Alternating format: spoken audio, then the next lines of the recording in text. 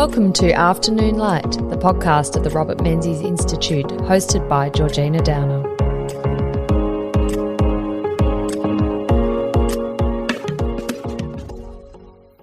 In May 2022, the coalition government lost to Labor, ending their 9 years in government. At the South Australian state election, the Liberal government lost power after just one term, and the Liberals didn't trouble the scorer at the Victorian state election and went even further backwards, really, into opposition. The Liberals lost government in New South Wales in March, and Labor now is in government across all states and territories in mainland Australia, leaving just Tasmania with the only Liberal government in the country. This has led commentators to predict the collapse of the Liberal Party or potentially its split into smaller groupings of more ideologically aligned people. In response to this crisis, I am joined by David Stevens, who is editor of a book on the future of Liberal Australia, Dignity and Prosperity. Welcome to Afternoon Light, David.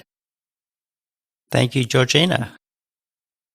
And I should just say a bit of a conflict of interest here, of course. I did contribute a chapter to this book. It was an excellent chapter on Robert Menzies. Thank you commend very you much. for it. And we can get to that later. But yes, it is a very fine publication, and you brought together 13 different contributors, including John Howard and Nick Minchin, Alexander Downer, Rod and David Kemp, Richard Alston, among others, and of course think tankers like Tom Switzer and John Roscombe. So it's a book full of ideas, and they're really thoughtful contributions from people who are incredibly experienced. What did inspire you to bring these people together to produce this book? Well, having been involved in liberalism since being on student campuses, being involved in the Young Liberals back in my day, it sort of reminded me when I was returning to Australia that the state of liberalism in Australia was very similar to the period in the 1980s, in the sense that there was a sense of despair that whilst we had been in office, so to speak, for a number of years and in many jurisdictions, there wasn't a great enthusiasm for what we had achieved in many years in office.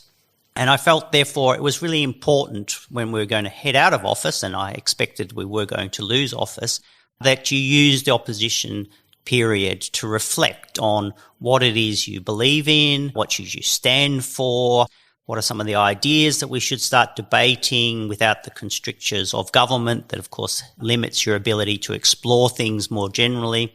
And therefore, I turned to, as you say, some of what I regard as the thought leaders and some experienced change makers. And as Tony Abbott comments in his afterword, it's a bit like he called it what was so great about the Howard government book. And there's a reason why I put John Howard and Robert Menzies on the front cover, is because in my view, there have only been two great Australian prime ministers in peacetime anyway, and that Robert Menzies and John Howard. And therefore I thought, well, let's go back and look at what made for successful Liberal governments. And then that could be the basis of us to start discussing where we need to go forward from and the lessons to take into the future. It's a perennial discussion amongst Liberals. What does the party stand for? What is Australian liberalism? And there's always that drawing on Menzies quotes from the early 40s where he says he deliberately called the Liberal Party, because it was supposed to be a progressive party, didn't want it to be reactionary and didn't want to use the name conservative like the British Conservatives had.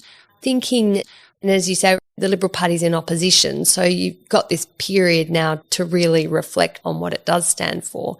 Where have the authors largely landed when it comes to an articulation of the philosophy of the Liberal Party in 2023? Not the party in 1944 when it was founded, but in 2023. What's the essence of the Liberal Party's philosophy?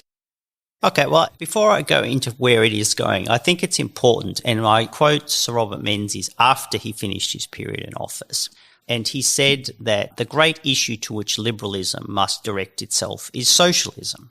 And why do I refer back to that? Because I think in the situation we're in at the moment, and where so many people across the centre-right, so whether they call themselves conservatives, liberals, or even libertarians, is that they've lost out on the debates. Mm-hmm. So the country is heading towards a much more socialistic, group identity-based, neo-Marxist, cultural, collectivist style of policy. And therefore, I think, coming to your question then, what do all of the contributors say? They say, well, look, we actually need to go back to the founding principles of liberalism. So that is about the respect for the individual over the collective. It's, rights come with responsibilities. It's about the importance of private free enterprise as the basis for economic prosperity. And it's also about equal citizenship of all Australians. We've seen a lot through group identity politics, very much a diminishing of individuals having respect or dignity, as we refer to in the book, because basically the individual is being squashed by the collective, the broader socialist objective. And people often say, what's this socialist objective? And there's actually a lot more examples of socialism writ large in Australia today than you might think so. And 3 examples I can give just very recently in the last few months. And John Howard referred to this at the launch on the Gold Coast. He said, the seizure, effectively, and nationalisation of Calvary Hospital in the ACT is an astonishing piece of socialist engineering. The interventions in the gas markets to effectively try to control energy. Another example, Dan Andrews bringing back the SECV because he's decided, no, the government's going to be the main provider of power in this state through renewables. The rewarding of the union movement through not just favouritism that they've got in power, but by actually changing a whole series of laws to give them enhanced treatment under the law, to remove the cop from the construction industry. And now they want to introduce changes to make it harder and harder for independent contractors to even exist. And then the other example that we've got very obviously is this new thought police situation where, of course, the government is exempted and most of the left-wing views on things are going to be exempted. But anybody who challenges these positions, as they say, causes harm to a very wide range of people, can be censored and deplatformed. Now, to me, that's a very, very dangerous suite of a whole series of socialist engineered Marxist-based policies that are happening. So what do Liberals need to do? They need to reflect, well, what is it that they believe in? And then when they look at what they believe in every single case presented with those things, they'd say, well, no, we can't support that. But not only can you not support that, but what this book does is it talks about what are the principles, but what are some of the things we can do? Because I'm a great believer that liberalism is a force for good. It's a positive, optimistic agenda, as Sir Robert Menzies talked about. He talked about being progressive. And that's what liberals are ultimately about. They're not about stopping things and being reactionary. They're actually about building foundations for people to thrive, for prosper, flourishment. And that's what I think we've tried to do, is capture some suggestions about what are things we can do, what are some of the policies and ideas we need to be debating, to be putting in place to deal with the challenges the nation face, to reverse the move towards socialistic objectives, and then also develop a very positive outcome for the nation to make people want to vote for the Liberals and support liberalism, which I feel that many feel that they were let down over the last 9 years by what the government actually did, not necessarily by what it said it was going to do, but what it actually did or failed to do in many cases. Just listening to you speak then, David, it does occur to me how language changes. I mean, the concepts are the same. So you've described policies as being socialist, but the proponents of those policies wouldn't use that terminology anymore. Socialist sort of has a bit of a 1950s, actually Menzian flavour, the communists and the socialists. In socialism is no longer in the Labor Party's platform as far as I know, whereas it used to be in the 50s and 60s. They're social democrats now, and we see the term progressive used to describe policies that are of the left. Why progressive used to be used by the centre-right in the 40s, but now in the 2020s it's used by the centre-left. I think that's a really curious thing. The same can be said too for the term, and you haven't mentioned this, but it's all part of the same genre, social justice. So Robert Menzies, in his first We Believe statement crafted in the 1950s for the 10-year anniversary of the founding of the Liberal Party, he talked about policies of social justice that his Liberals were pushing for. Now, again, on the centre-right these days, the use of the term social justice around framing of policies, but things that are just and bring justice into society, that surely is a good thing and it's a progressive thing, and it could be something that the centre-right supports. But yeah, the use of language is so sort of imbued with ideology and partisanship these days, and it's just amazing how terms are co-opted. But I did want to reflect on John Howard's chapter, how he talks, in your book, he talks about that interdependence of conservatism and liberalism. When people, particularly political commentators, they call the death of the Liberal Party or the death of centre-right as we know it in Australia, and it'll all kind of crumble and pull apart, they often point to this failure of the strands of conservatism and liberalism within the Liberal Party as a fatal flaw. And I'd like to understand that. So John Howard sees that actually as a strength, that this broad church idea of, in these days they call them the moderates and the conservatives, but small L liberals, classical liberals, and the more socially conservative types within this broad church, can they coexist or can't they? John Howard thinks they can, but you've collated all these chapters together and been to a few launches and had many thousands of conversations. How do you see it working today? Well, I'll come back to language because the point you've touched on is really important. And in the book, a number of the contributors discuss language, particularly Dr. David Kemp. And I agree with you that in many ways the centre-right has lost that cultural battle as well, because they've actually left the field on major terminology and let the left hijack them. Those policy examples I gave you, socialistic-driven policy examples, they're not progressive policies. They are actually regressive policies, to your point. And in the book, we talk a lot about language. And this comes to your broad church argument. One of the things that, if you read very carefully, we've stayed away from is describing Liberals as conservatives. And it doesn't mean that the broad church of the Liberal Party doesn't encompass conservatives. It does. And I think it's very important that the broad church has, I call it the broad centre-right, which is conservatives, liberals and libertarians. And what unites them is an opposition to socialism, collectivism, Marxism. And that was to Menzies' whole creation of the Liberal Party. He said, we don't want to necessarily represent just one interest. We want to bring together all of those interests who have a common viewpoint, and that is we don't agree with big government. We don't agree with the protection of special vested interests. We represent those who don't have that ability to represent themselves. And that constitutes people who have more conservative views, people have more liberal views, people have more libertarian views. And we've seen the Liberal Party in particular splinter far more votes to what I would call fringe or breakaway centre-right parties than we saw, for instance, lost to the Teals or the Greens. We now know, and it's covered in the book, that fewer than 1 in 5, it was about 1 in 6, Teal voters was ever a coalition voter. People say, oh, Josh Frydenberg lost Tim Wilson and these people lost their seats because of all these Liberals all decided they were going to vote Teal. Well, that didn't happen at all. What they lost the seats is, if you look at those seats, the left all united, and in what was a broad swing against the government, they lost. We lost the seat of Higgins to the Labor Party. And having been involved in Higgins and Kooyong, you can't tell me that Higgins is fundamentally so different to Kooyong that it would go to the Labor Party and Kooyong would go to anything other than, again, what is effectively a left-wing representative, who is the Teal.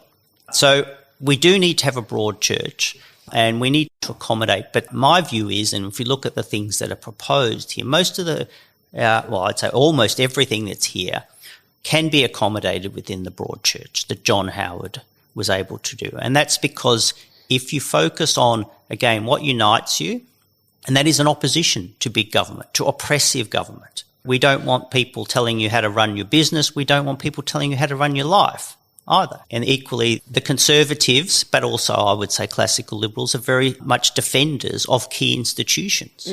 And Robert Menzies, the left always criticised him as somebody who was always grovelling to the monarch and the empire. But as you say, he was actually running a progressive agenda, future-oriented agenda. And our opponents will do that. And one of the things I think can be a mistake, and again, this is on a language issue, but also to do with the broad church, and we make this point very strongly in the book, that we are the Liberal Party. And Peter Dutton, in his very first statement, if you remember, when he was elected leader, came out and he said, I'm the leader of not the moderate party, not the Conservative Party, but the Liberal Party. And I think that is very, very important that we remember that is the mainstay of the broad coalition, is actually a liberal orientation that seeks to accommodate libertarians and conservatives as well. But we have, I think, too easily fallen into the trap of allowing our opponents to tag us as conservatives. And when you and I went through our earlier stages of our political career, we rarely ever described ourselves as conservatives. That was what Republicans did in the United States. It's what Tories did in the United Kingdom. But in Australia, we always very proudly said, no, we were Liberals. We might have been more classical Liberal than some, but we were still very much Liberals. And in recent times, I think allowed ourselves far too easily to be tagged as conservatives. And when you think about the issue with youth voters, you discuss the term conservative with anybody under 40 years of age. It's a bit of a turn-off. And they will immediately think fuddy-duddy, stuck in the wool, uncompromising, not interested in anything other than the past. So if you choose to say that that's what you want to be tagged as, it's no wonder young people find it rather off-putting. Whereas you talk about what liberalism is about, empowering individuals, giving you hope for the future, helping to let you strive to achieve, supporting the flourishment of the individual. Hey, young people like that. That's the language they want to hear. They don't want to hear, no, big government's going to tell you how to live your life. So language, to your point, is very important, and the broad church accommodating that and understanding that is very important as well. I found Tom Switzer's chapter on the sort of international comparisons very useful and I think worthy of a response to what you've just said, because he compares what's going on in Australia with what's happened in the US and the UK. And he's talking about the Boris Johnson's Conservatives bashing through the red wall in Northern England and winning seats there. And, of course, Donald Trump being able to win the Rust Belt seats that have been traditionally Democrat. But he contrasts the Australian experience, which is, I think, right and important, that we need to see ourselves in Australia as distinct. The political traditions in Australia, sure, we borrow from other Western liberal democracies, absolutely. And, of course, the inheritors of the British system, and the British obviously got a huge influence on the foundations of the United States system.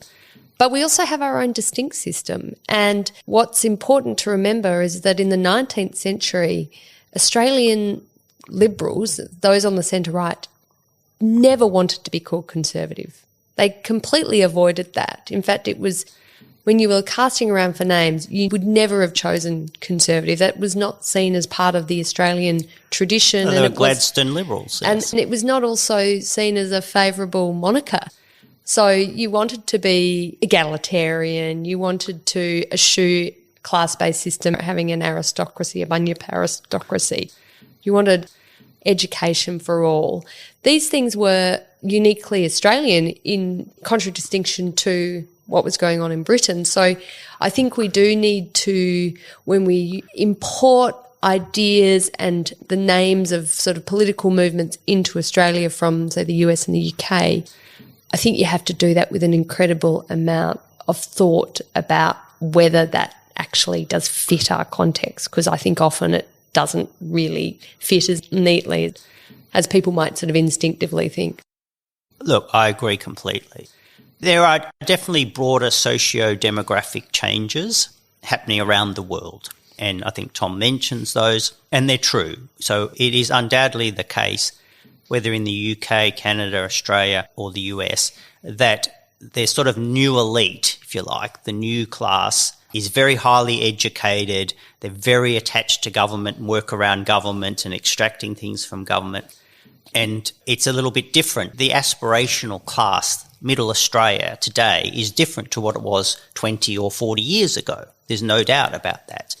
But to your point, the challenges we have are not the same necessarily. That's a broad exception. But economically, what we deal with, we have not seen the collapse in real wages that happened in parts of the United States, the Rust Belt. We didn't see that.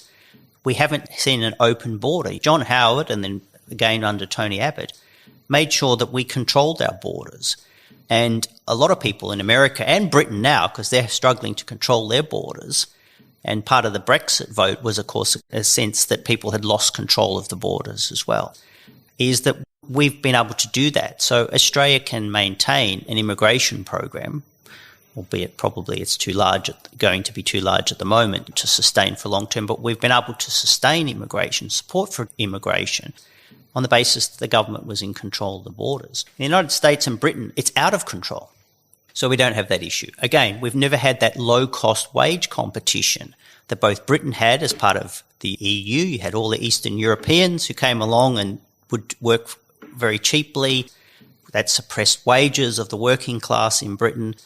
And, of course, in the United States, all people crossing the border, the southern border, has also suppressed wages of working class. Wages in Australia, particularly under John Howard's period, the biggest increases were happening amongst the working class. Now, they were backed up by productivity and a flexible labour market, and those things happened. But our circumstances, to your point, are different. So therefore, we need to look at policies and prescriptions that are different. And the most blatant example, to your point, not only is in the past, the Republicans are red. And the Democrats are blue. So if we really take it to one extreme, you see them all going around with red caps. And it's really odd when you see people in Australia walking around with red caps because you think they must be part of Socialist International. I found it quite interesting that the Spanish football team, they're known as the Reds, which I thought coming from Spain was quite interesting given their complicated past. You mentioned class. Now, Australians like to think we don't have a sort of sense of class here. That's a British thing. And we shrugged that off and became a really egalitarian society. But there are demographic divisions in Australia, the haves and the have-nots, the people who are highly educated versus people who have more basic skills, basic levels of education. In politics, traditionally, voters for the centre-right, so the Liberal Party, have been wealthier, owned their own homes and older. And voters for left-leaning parties, so Labor Party and the Greens, have tended to be what you'd call working class, so doing jobs that didn't tend to have tertiary education, lower skilled jobs, and they tended to be from poorer backgrounds and also from a younger demographic, I'd say particularly for sort of more like the Greens. Now, recent political trends and analysis of the recent Australian election would say that there have been some quite big shifts in voting allegiance. And I know that Tom Switzer's think tank, Centre for Independent Studies, has done some quite interesting analysis of voting trends among millennials and what that really trajectory would indicate for the fortunes of the centre-right, which is not great by the sounds of things. So can you tell me about this new class divide in Australia and what it means for the Liberal Party and I think politics more broadly? Yes, well, I think, and David Kemp in his chapter also analyses this issue as well as Tom, and Dan Wilde in his chapter also looks at part of it as well, particularly about the drivers of, for instance, the whole climate change debate. And it's clear now that tertiary education and income, which tend to be very closely aligned, are actually now more an indicator of a centre-left vote than a centre-right vote. And if we look at the seats, more than 3/4 of the poorest seats in the country are held by the coalition, and 3/4 of the richest seats in the country are held by Green left Labor members. So which 50 years ago would have been completely the opposite, I presume. Yes, generally that would have. 50 years ago that would have. But, and this is where the overseas experience comes in, if you go and look at the UK or the US, you'll find something quite similar. The richest electorates in the United States, be they on the West Coast or the East Coast, in New York, they are the richest, most highly educated, they are the strongest Democrat voters, and some of the poorest parts of the country, the Mississippis, the Alabamas, these are now the most trenchant Republican voters in the United States. If we go to Britain, again, we saw that with the Midwest, went to the Tories, and the inner London votes for the Labor Party. So there clearly has been a very significant shift. Now, what does that mean for the political landscape for the centre-right? Well, I'm not discouraged, and I know most of the contributors come to the end, even though there are challenges. The inner urban elite, if you like, is a way of calling this new class. The problem that they have is that they exist within actually quite a small circle. So we're talking about business elites, the big businesses, we're talking about big tech, big government, big unions, big finance, all these people. Yes, they've been very highly educated now. You don't see too many members of the Labor Party who were train drivers anymore. You don't, or miners. Not too many Ben Chifleys anymore. Exactly. Yeah. But you do see ones who have had a pure political elitist career. They've gone to university, they've been involved in party activism, they've worked for a union, they've worked for a member of parliament, then they've gone on to either become a member of parliament themselves, or they work in, as John Howard, corporate affairs or something very closely related to government relations. So it's quite a small circle that they operate in. So from our point of view, if we're looking at the centre-right, that leaves a vast number of Australians who are not represented. And I think we're starting to see, perhaps the Voice is a bit of a wake-up about this, that you can have as many elites as you like lining up, telling you, no, you have to take position on an issue. When they're given the choice, often very quietly, they don't make a big song and dance about it because you don't see anywhere near the amount of money splashed around by the No case or prominent people coming out on the No campaign. But the polls seem to be indicating that most Australians are very quietly saying, no thanks. And you saw the same with Brexit too, where the elites Brexit, we saw that with the Republic too. Yeah. With the Republic. Look at the seats. And to your point, some of those richest seats, I bet you the richest seats here in Melbourne, the most highly educated ones will vote yes. And some of the poorest will vote no. And David, what's the basis for that? What is it about being wealthier and more educated that makes you more inclined to vote left? I mean, is it because you have less concern about your economic issues, the real kind of cost of living issues that might maybe push you more to the centre-right? Or, I mean, is it virtue signalling? Well, there's definitely a lot of virtue signalling. Yeah. And look, there's a lot of discussion, including in your own chapter, on education. And John Roscombe's written about that as well. There is no doubt that nowadays tertiary education in particular is heavily left-oriented. We have cancelling right-wing speakers going on campuses. When I was at university, and certainly generations before that, campuses were a robust place for debate, often very, very physical debate.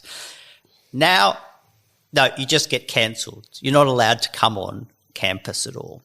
And I think that's very sad because, as you mentioned as well, it's a closing of the mind. So the most highly educated people should have the most open minds, the most diverse viewpoints, the most tolerant perspective. But in many ways, that's not happened. Now, that's not going to be solved overnight, unfortunately.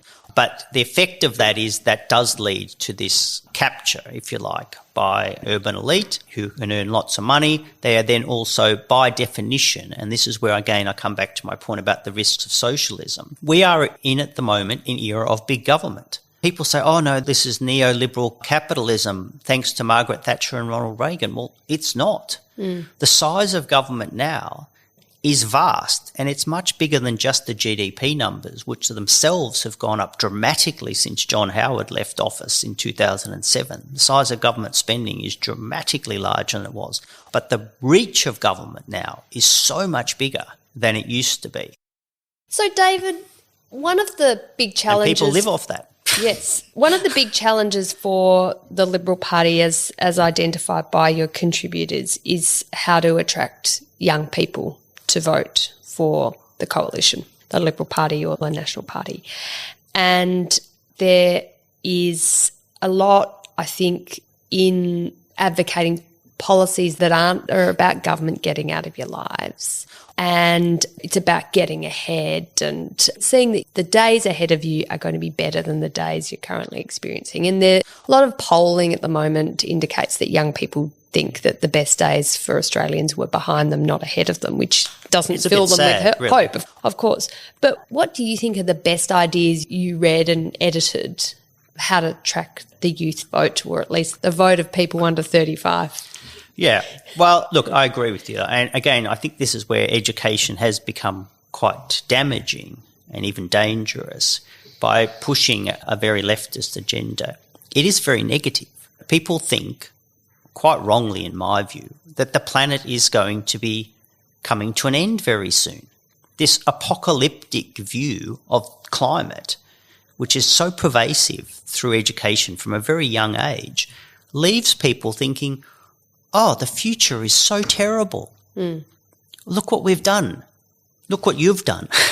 To older people, you've ruined it. So why would I have any hope for the future? So language is very important. I think we need to talk of the positivity. That's why we talk about dignity and prosperity, about the future, because liberalism is about letting people flourish and helping them to flourish, providing the environment for them to flourish. And we need to be able to address young people that way as well. The flip side of that, and I again think we should talk about this, is when you talk to young people, they actually don't like being told what to do by authorities. Generally haven't for most generations. Or their parents, for that matter. And then, so therefore, when you talk about big government and big unions, what role do they play? Well, first they control all of your savings. They do. And they also make it really hard for you to start a business and be an entrepreneur or go out on your own, which young people love. They love being enterprising and entrepreneurial. Most independent contractors are young people, and they like that. So we need to explain to them, well, you need government and all this bureaucracy to be removed. Get it out of your way rather than letting it be there. One of the big issues, though, for young people clearly is home ownership, and it's a massive challenge. And you look at any of the stats, it's getting harder and harder and harder to buy your own home. And it's been recently in the news, and of course there was a big COAG meeting about the impact of ever-increasing rents on young people who invariably are renters. And of course the Greens have really grabbed this as a policy to push very hard on, for their own political purposes, to win more seats and put pressure on Labor, of course. But they've got a lot of traction with the Labor Party. Actually managed to get some pretty big concessions from governments, state and federal, and the recent commitment from last week, we're recording this on the 22nd of August, was to prevent landlords from increasing rent more than once a year, right? So that's another government intervention. Now, Robert Menzies, one of his most important legacies was what he did for home ownership in Australia. So he comes to government in 49. Home ownership is around 53%. By the time he retires from politics in 66, it's 71%. And that's for young people too. And that it's wasn't gone just backwards. yet. So yes, so since then it hasn't ever been that high, and it's chipped down over the years, and now for young people it's really, really tough. That has got to be a priority of the centre-right, of the Liberal Party and parties of the centre-right, is how to solve the home ownership problem for young people. But how do you marry policies around home ownership for young people while also not damaging the single biggest investment that most people make and older people make, which is their home? If you're bringing down property prices, you're bringing down the investment of homeowners. So that's an issue. And, of course, people who've invested in investment properties, if you're bringing down those investments, that's also reducing their income. If you're capping their rents, you're reducing maybe their super that they've put aside for their retirement. All these things are massive dilemmas for the centre-right to grapple with. Who's your constituency? You want to win more votes from young people, but you may introduce policies that will damage your core constituency, your base, who are older people.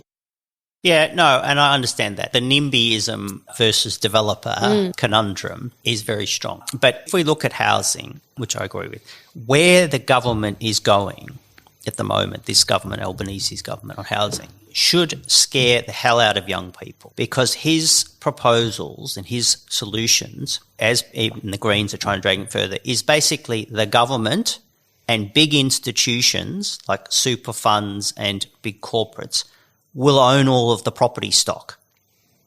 Right? So we'll go to a continental European socialist model, which is people don't own their own homes. And just to butt in there, David, when we were talking about changing language, so it used to be called public housing, right? I know. Now they call it social. Now it's social housing or affordable housing, which, by the way, is just housing owned by the government that then they rent to you at a cheap rate. I agree. That's why I always call it government housing. It's important because that's really clever change in the terminology. You think, affordable housing, that's a great idea. The most affordable housing is when government gets out of the way and lets people build houses cheaply. That will be the most affordable, because I can tell you, if CFMEU takes control of building residential accommodation, which is what they want and which is what's behind this agenda, it will be not affordable because their cost of construction is almost twice what it is for private builders to build similar accommodation. So it's not going to be affordable. It's going to be extremely expensive, but it will meet their objectives, their political objectives, which will deny young people and deny Australians' ability to have housing. So what are some of the solutions? Well, I think the best policy Scott Morrison had was the one he left to the last, which was to allow people to use super to purchase. Now, that just provides an avenue to get some money, but the ultimate solutions are going to come by getting government to back off in the way it over-regulates, over-costs, over-complicates the ability to build in this country. There is no doubt the housing affordability problem, just like the energy one, these so-called crises, are the result of government. These are two marketplaces where the government intervenes well and truly beyond what is necessary to provide for minimum safety standards. They have screwed up both of those markets, and that's where, again, Liberals need to be making their point. The solution to these problems isn't more government. It's not more government interference, more government regulation, more government money. No, it's the opposite. We need to get out of the way. Let people, for instance, older people who I think it's great to encourage them to stay in their homes. So things like providing home care and things for elderly people to stay in their homes is much better than moving them into residential accommodation. We all know it's a much cheaper option. It's also, I think, a more humane option for most people to stay in their houses. But the other thing you could do... But surely we want older people who live in a 5-bedroom house, say, in the suburbs, surely we want them downsizing. Well, that's what I'm going to get onto. Incentives to downsize must be there. Well, you can have incentives to downsize. The other incentive you can do, and again, this comes down to planning restrictions. Why not let people on their own homes, with their own homes, move to dual occupancy? Either divide their house in two or build something in the backyard that they can either rent out or they can sell off, but they still get to keep their precious home. Because a lot of old people, if you've been in the same house for 30 or 40 years, you feel very comfortable there. Of course. You know where everything is. Yeah. And yes, it may not be as whiz-bang and fancy as the newest, latest But I don't think version. anyone's arguing to kick people out of their homes. It's there are. There are moves to try to say that if you've got excess rooms, you have to move I would argue there should be incentives to downsize. That if you're the sort of line ball, you think, it might be a bit hard, and what about, all these sort of imposts, that there's actually an incentive to do so that then frees up bigger accommodation for Perhaps younger I would families. rather see it made it easier for people to better utilise the housing stock.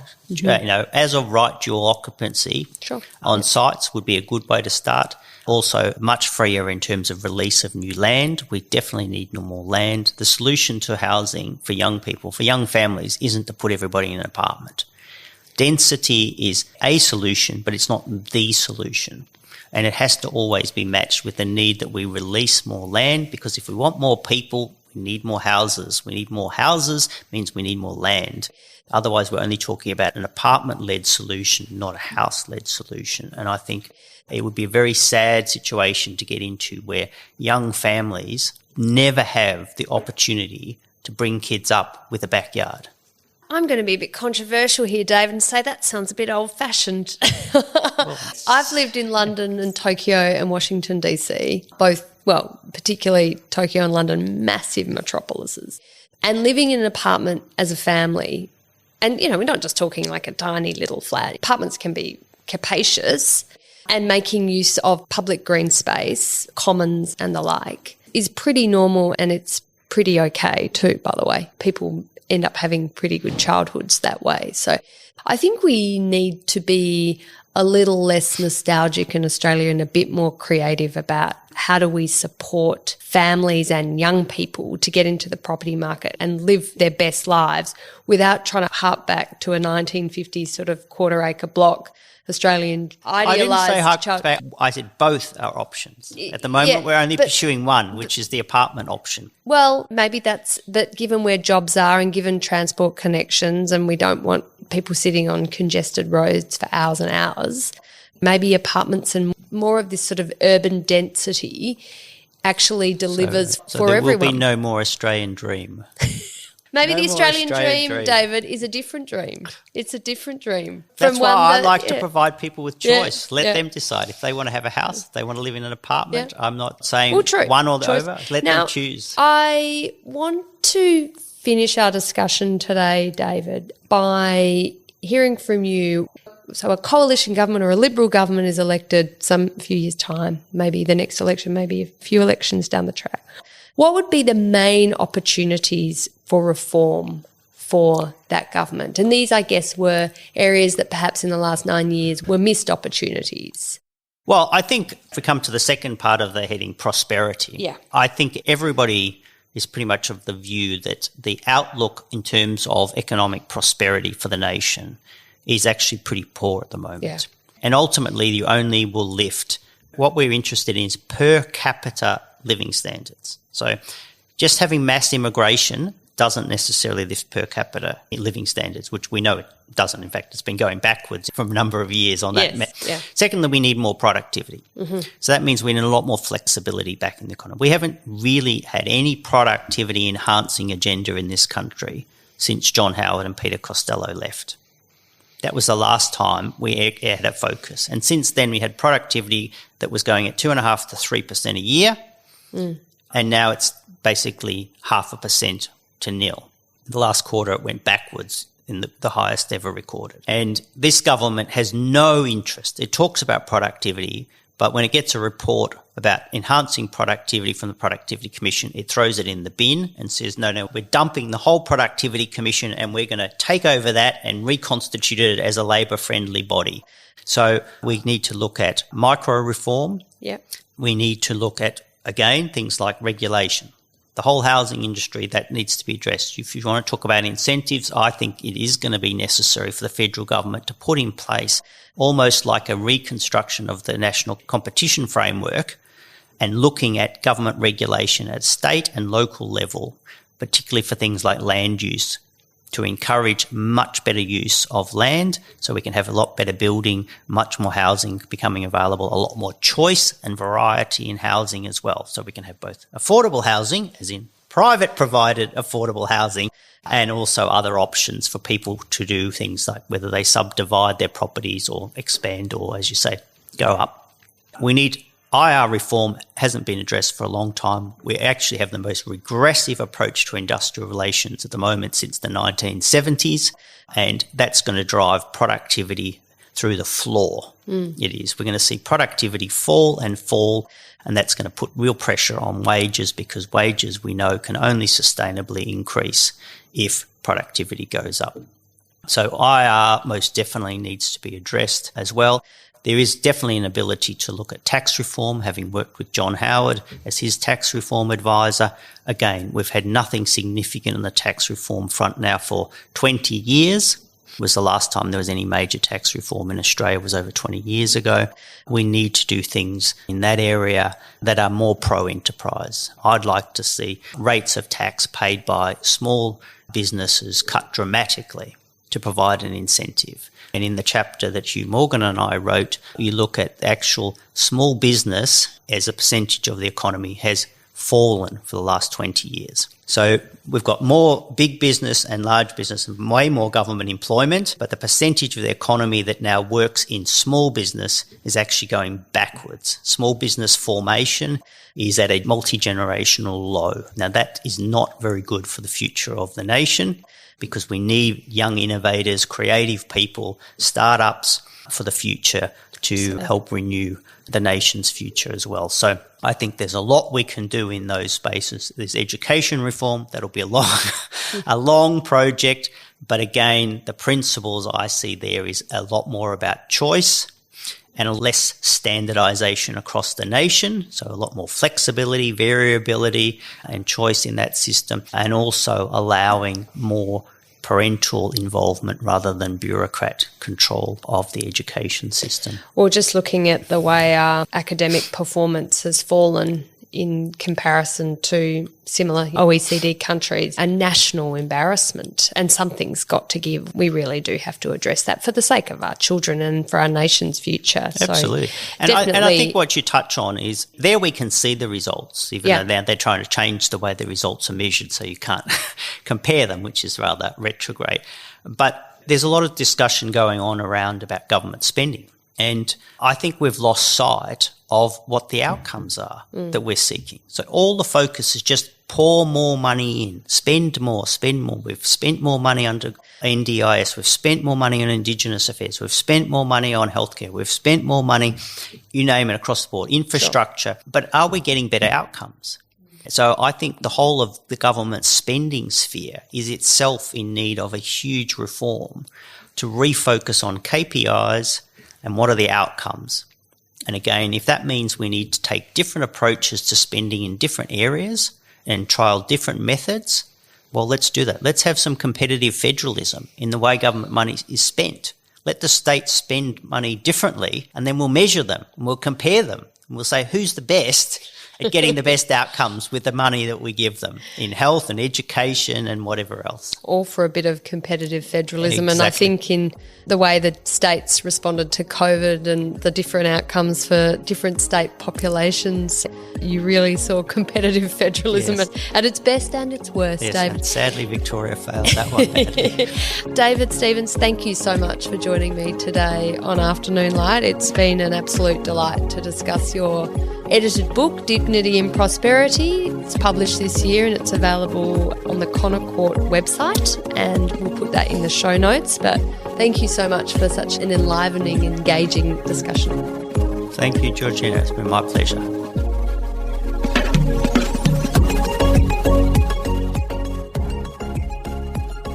That's it for this week's episode of Afternoon Light, the podcast of the Robert Menzies Institute. Please make sure to subscribe and catch up on our latest online content on our website or on Twitter, LinkedIn or Facebook.